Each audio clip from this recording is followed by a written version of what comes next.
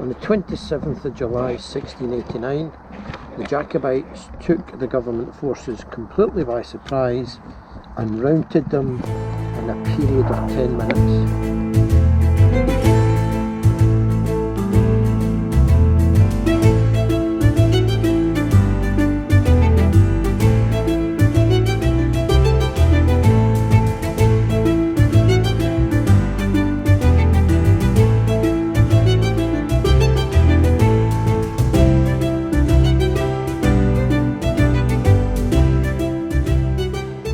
Right, so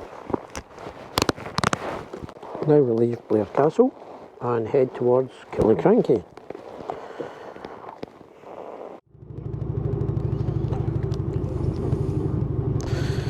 And so we leave the grounds of Blair Castle and head now on to, well, we're still in Blair Atholl, but we'll head out of here and we are heading now to a place called Killiecrankie, a setting of a famous battle many years ago, and I'll tell you a wee bit about that when we get there. You know, sometimes names in Scotland are very dour. I mean, we don't have anything like New York or Los Angeles or San Francisco, but you got to give us due. I mean, Killiecrankie, that just conjures up, you know, visions of men in kilts and battles and whatever. So yeah, sometimes we come up with some good names in Scotland. So that's our next stop, just further a few miles up the road here.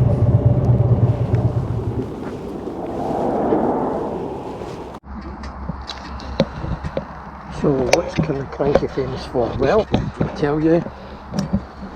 On the 27th of July 1689, the Jacobites took the government forces completely by surprise and routed them in a period of 10 minutes. Now that doesn't obviously happen an awful lot with Scottish armies, but there we go, 1-0 to us. And here we are in 2020, still trying to get our independence. They say it was one of the goriest battles ever fought on Scottish soil. It was the first part of the Jacobite Rising when John Graham, or Bonnie Dundee, led his men in support of King James against the Redcoats. The big powwow took place at the Blair Atholl Castle, 4 or 5 miles down the road, a day or so prior to the big battle. We're now at the Killiecrankie Visitor Centre, and it would be wrong not to visit a part of it called the Soldier's Leap. Now, what actually happened there was one of the Redcoats, that's the guys on the other side, they leapt over a piece of water in their attempt to run from the Jacobites. So, very famous leap, and it's now called the Soldier's Leap, so let's go and visit that. This actually takes us over a railway line, or under a railway line. This is definitely not good news, because we're going down, which means got to go up on the way back. Anyway, such is life.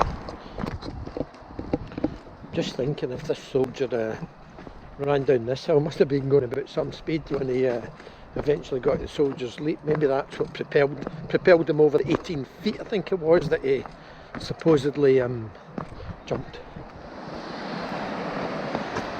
The Soldier's Leap, the large flat rock below on your right at the water's edge, is said to be the site from which Donald MacBain, a redcoat soldier fleeing the Battle of Killiecrankie, leapt 5.5 metres, 18 feet across the River Garry, was being pursued by the Jacobite clansmen.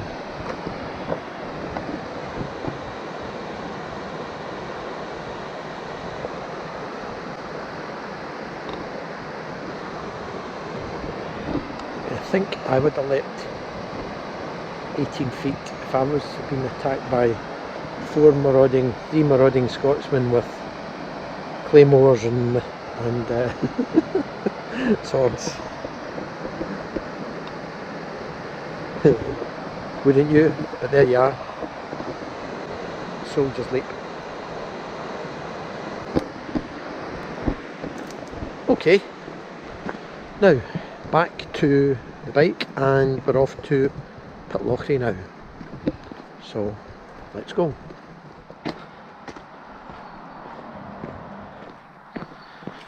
So there you have it, Killiecrankie Visitor Centre, and we went down to there. We're up here. Never noticed the railway. Must be a tunnel there. Okay, onwards now to Pitlochry.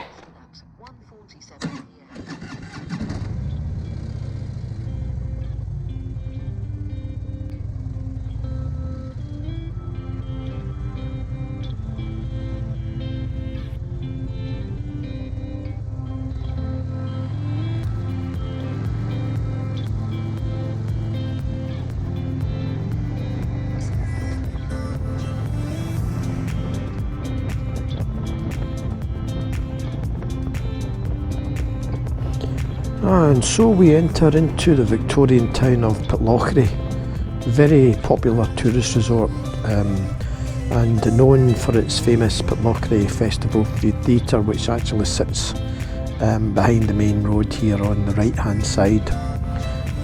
Situated in the heart of stunning scenery of Perthshire.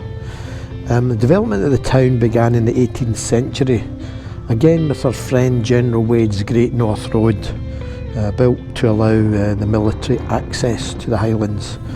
The railway arrived in June 1863, which allowed it to develop into a very popular holiday destination.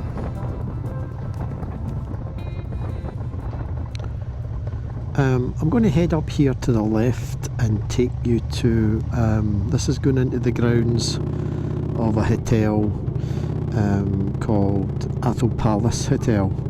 A couple of reasons I'm going up here. We've actually stayed here quite a few times, and I'm going up to actually book it for our director's sort of weekend away. We missed out this year due to COVID-19, so we're going to book it for August 2021, hopefully, and that should hopefully take place. So I'm going to pop in there and do that, but have a chance to have a wee sit in the gardens while we go up there as well, and just show you a wee bit of the area. Well, I'm sitting at the front of the Atholl Palace Hotel on a lovely sunny day, and life doesn't get much better than this. What can I tell you about Pitlochry? Well, it's surrounded by mountains such as Barachi and Schiehallion, and it's a very popular tourist area, and it's known for the Pitlochry Festival Theatre, which at the moment, due to COVID-19, you guess, isn't working, or isn't it? And as usual, we've got General Wade to thank for much of this, because the development of the town began in the 18th century, once General Wade did his Great North Road, and which he obviously built to allow military access up here to curb whatever the Jacobites were doing. The name comes from the Gaelic, meaning place of the sentinel stone. So there you are, very mysterious. Just look at that, view, isn't that lovely?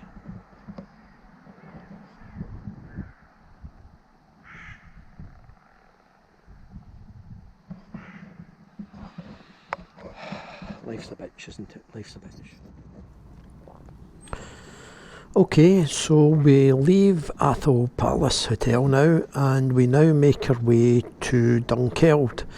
But on the way there, I want to stop off at a little place just outside Dunkeld called the Hermitage. There's a nice wee folly there I would like to show you, so off to Dunkeld via the Hermitage. And we're now going to visit the Hermitage.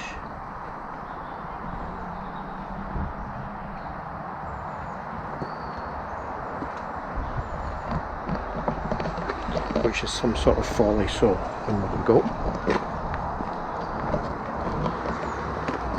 Quarter of a mile. Downhill? That's not bad. Anyway. And now we'll go and look at a folly called the Hermitage. Oh, creepy. Well, this is the path to the Hermitage.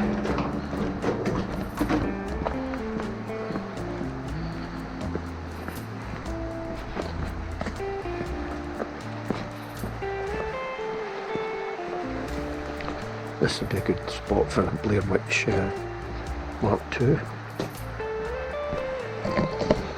I digress.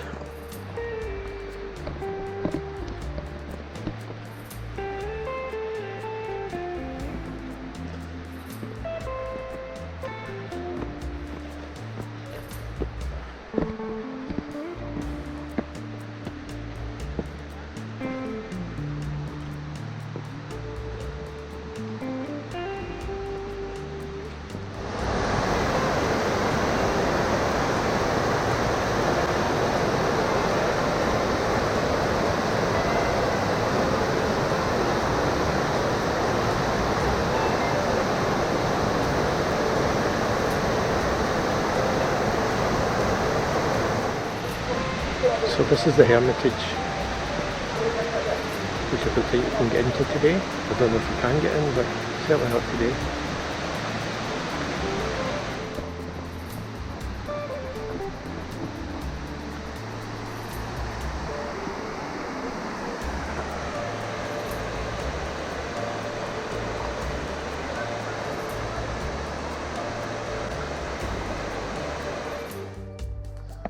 Well, what more can I tell you about the Hermitage? It was built in 1757 as part of a focal point of a landscaped area.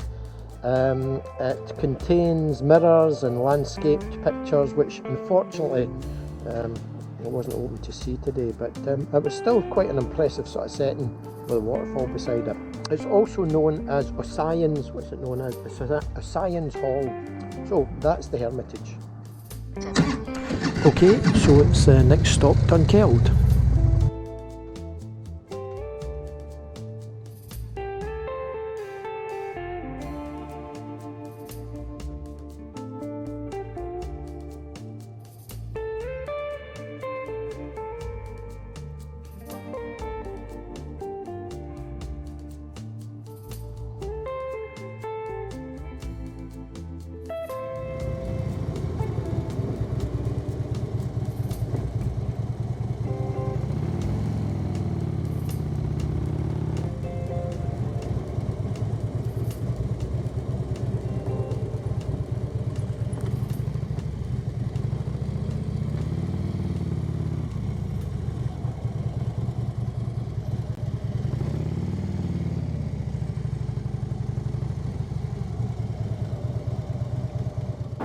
So here we are today in Dunkeld, which actually comprises two villages.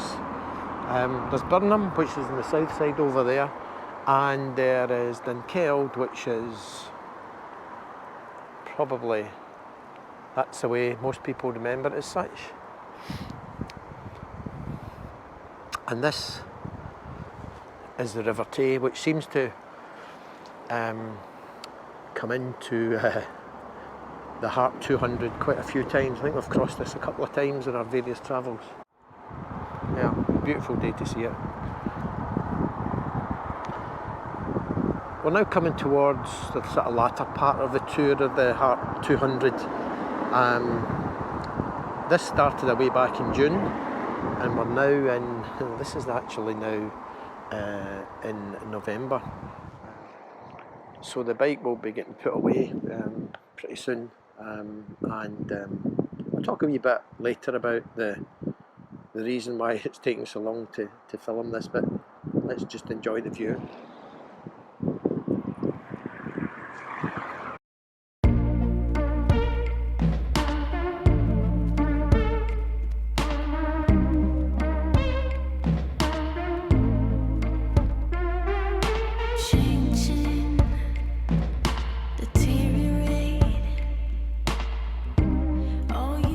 know it's not